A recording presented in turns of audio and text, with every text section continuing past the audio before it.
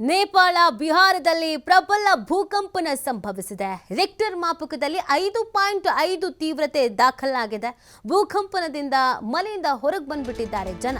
ನೇಪಾಳದ ಪೂರ್ವ ಮತ್ತು ಮಧ್ಯಭಾಗದ ಜನರಲ್ಲಿ ಇದರಿಂದ ಆತಂಕ ಎದುರಾಗಿದೆ. ಕಳೆದ ಕೆಲ ದಿನಗಳಿಂದ ಸಂಭವಿಸ್ತಾ ಇರುವಂತಹ ಭೂಕಂಪನ ಭಾರತ, ಚೀನಾ, ಟಿಬೆಟ್, ನೇಪಾಳ, ಬಿಹಾರ್ನಲ್ಲೂ ಕೂಡ ಈ ಒಂದು ಭೂಕಂಪನದ ಅನುಭವ ಆಗಿರುವಂಥದ್ದು. ಭೂಮಿ ಕಂಪಿಸಿದಂಥ ಅನುಭವ ಆಗಿದೆ.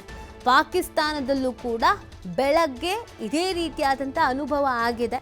ಸುಮಾರು 5:14ಕ್ಕೆ ಹಲವೆಡೆ ಭೂಮಿ ಕಂಪಿಸಿದೆ. ಸಿಂಧೂಪಾಲ ಚೌಕು ಭೂಕಂಪನ ಕೇಂದ್ರ ಬಿಂದು ಅಂತ ಇದೀಗ ವರದಿ ಆಗ್ತಾ ಇದೆ. ರಿಕ್ಟರ್ ಮಾಪಕದಲ್ಲಿ ಕಂಪನದ ತೀವ್ರತೆ 4.5 ದಾಖಲಾಗಿದೆ. ನೇಪಾಳ ಮತ್ತು ಪಾಕಿಸ್ತಾನ ಈ ಎರಡೂ ಕಡೆಯಲ್ಲೂ ಕೂಡ ಭೂಕಂಪನ ಆಗಿರುವಂಥದ್ದು. ಭೂಮಿ ಕಂಪಿಸಿದಂಥ ಅನುಭವ ಆಗಿದೆ. ತಕ್ಷಣಕ್ಕೆ ಜನ ಎಲ್ಲ ಮನೆಯಿಂದ ಹೊರಗಡೆ ಓಡ್ ಬಂದ್ಬಿಟ್ಟಿದ್ದಾರೆ. ಅಲ್ಲಿನ ದೃಶ್ಯವನ್ನು ನೀವು ನೋಡ್ತಾ ಇದ್ದೀರಾ, ಅಂದರೆ ಅದು ಫೀಲ್ ಆಗ್ತಾ ಇದೆ. ಮನೆ ನಡುಗುವಂಥದ್ದು, ಫ್ಯಾನ್ ಎಲ್ಲ ಶೇಕ್ ಆಗ್ತಾ ಇರುವಂಥದ್ದು.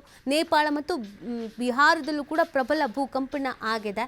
ಸುಮಾರು 5.5, 5.3, 4.5 ಈ ತೀವ್ರತೆಯಲ್ಲಿ ಅನೇಕ ಕಡೆಯಲ್ಲಿ ಭೂಮಿ ಕಂಪಿಸಿದೆ ಅನ್ನೋದು ಗೊತ್ತಾಗ್ತಾ ಇದೆ.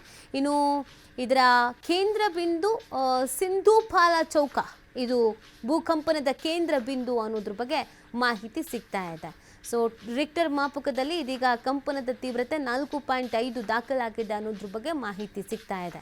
ಕಳೆದ ಕೆಲ ದಿನಗಳಿಂದಲೂ ಕೂಡ ಇದೇ ರೀತಿಯಾದಂಥ ಅನುಭವ ಆಗ್ತಾ ಇದೆ. ಭೂಮಿ ಕಂಪಿಸ್ತಾ ಇದೆ.